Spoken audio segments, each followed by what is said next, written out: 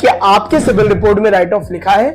अगर लिखा है तो बैंक आपका लोन रिजेक्ट कर देगा। पर एक सवाल है, क्या राइट ऑफ का मतलब लोन माफ हो गया?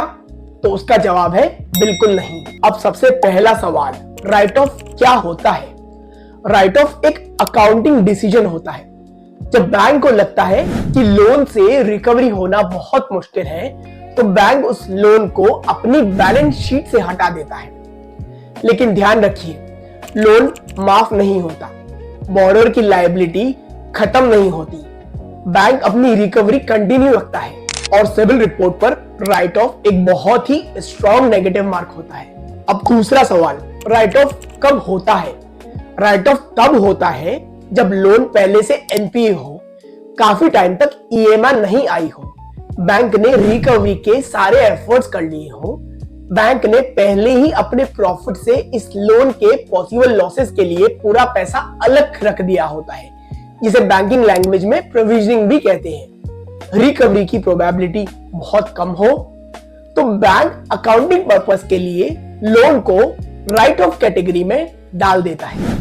एक इंपॉर्टेंट बात याद रखिए, राइट ऑफ कोई ऑटोमेटिक रूल नहीं होता। बैंक चाहे तो लोन को सालों तक एनपीए के रूप में ही रिपोर्ट करता रह सकता है। अब तीसरा सवाल, राइट ऑफ का आपके सिविल रिपोर्ट पर क्या इंपैक्ट होता है? अगर आपके सिविल रिपोर्ट में राइट ऑफ दिखता है तो लोन अप्रूवल्स लगभग इम्पॉसिबल हो जाते हैं, क्रेडिट स्कोर काफी गिर जाता है, बैंक आपको एक हाई रिस्क बोरोवर मानते हैं और फ्यूचर में किसी भी टाइप का लोन लेना काफी मुश्किल हो जाता है। अब चौथा सवाल, राइट ऑफ से कैसे बचें?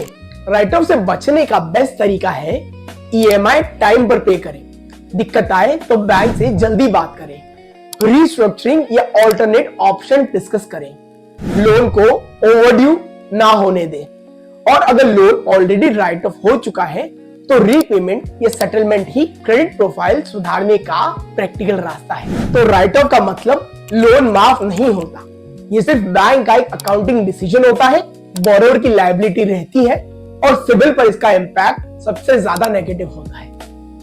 ऐसे ही सिंपल वीडियोस में हम सीखेंगे बैंकिंग के बेसिक्स। लाइक, शेयर और सब्सक्राइब करना मत भूलना। मैं हूं सीए अल्पित भंडारी और ये है द बैंकिंग ब्रीफ।